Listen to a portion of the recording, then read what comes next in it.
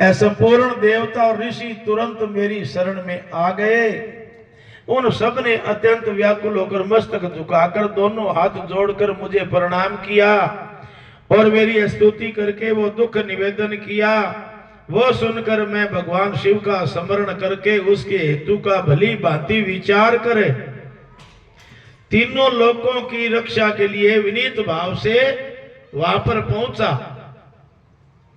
वो अग्नि ज्वाला मालाओं से अत्यंत उदित हो गई, जगत को जला देने के लिए उदित थी, परंतु भगवान शिव की कृपा से प्राप्त हुए उत्तम तेज के द्वारा मैंने उसे तत्काल स्तंभित कर दिया।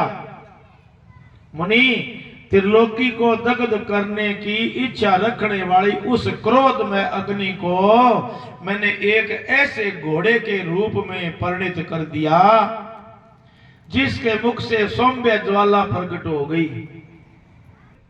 वाडव शरीर घोड़े वाली अग्नि को लेकर मैं लोकहित के लिए समुद्र तट पर चला गया।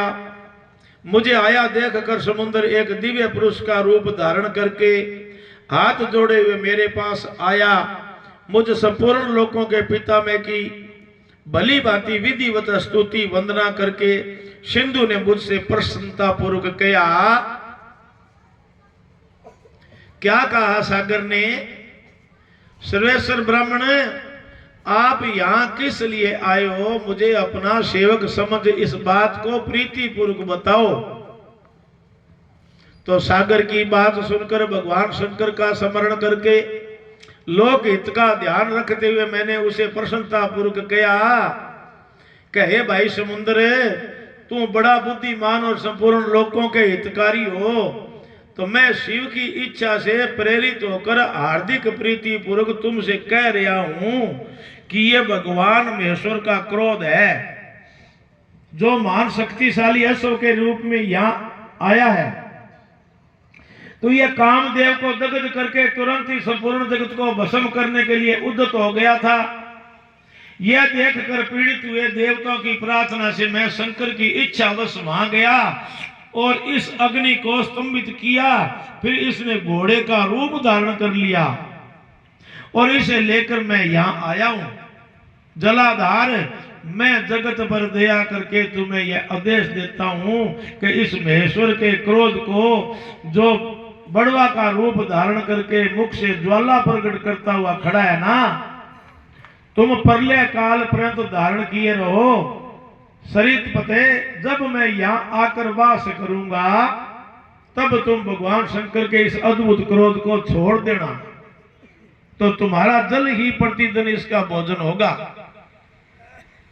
तू यत्न पूर्वक इसे ऊपर ही धारण किए रहना, जिससे यह तुम्हारी अनंत जल राशि के भीतर न चला जाए।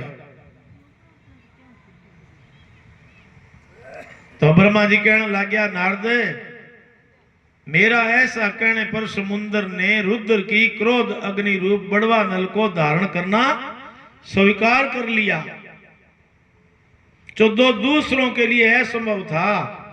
तदनंतर वह बड़वा नल अग्नि समुद्र में प्रविष्ट हो गई और ज्वाला मालाओं से प्रदीप और सागर की जल राशि का दहन करने लगी। इससे संतुष्ट चित्त होकर मैं अपने लोक को चला आया और वह दिव्य रूपधारी समुद्र मुझे प्रणाम करके अदृश्य हो गया। तो रुद्र की उस क्रोध अग्नि के भय से छूटकर संपूर्ण जगत समस्ता का अनुभव करने लगा और देवता तथा मुनि सुखी हो गए। तो नारद जी बोलिया, कहे ब्रह्मा जी, मदन देन के बाद गिरिराज नंदनी पार्वती देवी ने क्या किया? और वो अपनी दोनों सखियों के साथ कहां गई? आ बात बताओ मने।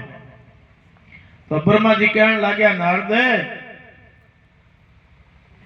भगवान शंकर के नेत्र से उत्पन्न हुई आग ने जब कामदेव को भस्म किया, तब वहां जिससे सारा आकाश गूंज उठा, उस महान शब्द के साथ ही कामदेव को दग्ध भयभीत और व्याकुल हुई पार्वती दोनों सखियों के साथ अपने घर चली गई।